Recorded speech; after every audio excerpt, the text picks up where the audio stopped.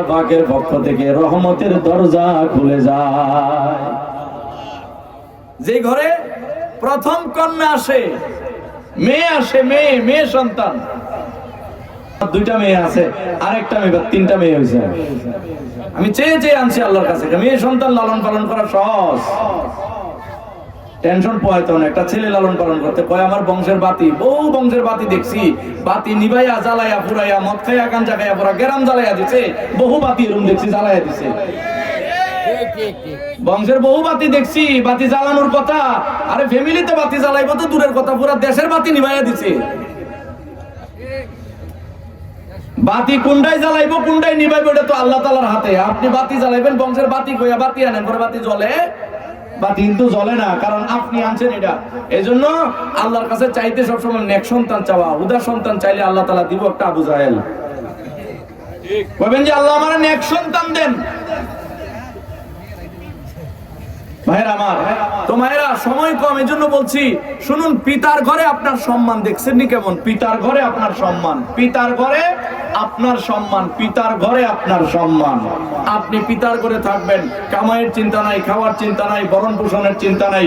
আল্লাহর নবী সাল্লাল্লাহু আলাইহি সাল্লাম বলছে, এই পিতা, তোমার যদি একটা ছেলে থাকে, একটা মেয়ে থাকে, বাজার কইরা চিপস কিনা, আপেল কিনা, ফল কিনা ঘরের মধ্যে গিয়া তুমি যদি তোমার মেয়েরে আগে ডাক দাও, আয়েশা এদিকে আসো, এই কথা কয়ে যদি তুমি ডাক দাও, আল্লাহ পাক তোমার উপরে খুশি হয়, আল্লাহ তোমার উপরে খুশি হয়। কারণ তুমি যে মেয়ে সন্তানে সন্তুষ্ট, এটা বোঝা যায়। আর কিছু আছে ছেলেরে বেশি আদর করে, মেয়েরে আদর করে না,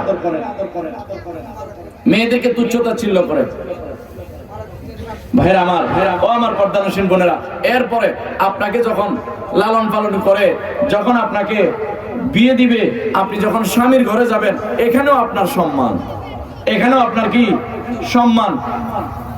মেয়েরা শ্বশুর বাড়িতে গেলেও, মেয়েরা স্বামীর ঘরে গেলেও মেয়েরা সম্মানিত। স্বামীর ঘরে কামাইয়ের চিন্তা নাই, যেমন বাপের ঘরে কামাইয়ের চিন্তা ছিল না। স্বামীর ঘরে ভরণ পোষণের চিন্তা নাই, যেমন বাপের ঘরে ভরণ পোষণের চিন্তা ছিল না। স্বামীর ঘরে খাওয়ার চিন্তা নাই, যেমন বাপের ঘরে খাওয়ার চিন্তা ছিল না। আরে মহিলাদেরকে তো আল্লাহ তাআলা কি বলবো, বুঝে না তো, এই জন্য আবল তাবল বলে। মহিলাদেরকে তো আল্লাহ তাআলা স্বাধীন স্বাধীন স্বাধীন। আরে কোন স্বাধীনতা? সবচেয়ে বড় স্বাধীন তো ওই ব্যক্তি যার চিন্তা নাই। সবচেয়ে বড় স্বাধীন কে? আরে পুরুষরা কয় স্বাধীন, পুরুষ কিসের স্বাধীন? সকালে খেতে নামে, পুরুষ তো হলো কাউয়ার মতো, পুরুষ তো হলো ফাঁকির মতো। আজকে এক জায়গায়, কালকে আরেক জায়গায়, সকালে এক জায়গায়, বিকাল আরেক জায়গায়। পুরুষের জীবনের কোনো ঠিক ঠিকানা আসেনি।